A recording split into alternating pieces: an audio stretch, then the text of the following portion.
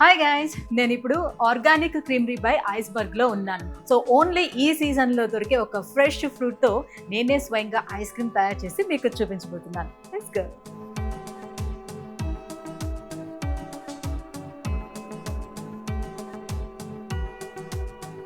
First నేను 1 scoop of Indian vanilla తీసుకోబోతున్నా.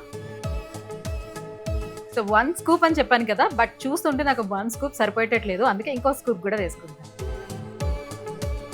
Now it's time for strawberries. Now we're adding fresh strawberry crush. ఒక 2 spoons add చేసుకుందాం. So finally we're adding rich cream. Finally multi మిల్లెట్తో తయారు చేసినటువంటి వేఫర్ని add చేసామంటే మన yummy yummy strawberry ice cream ready.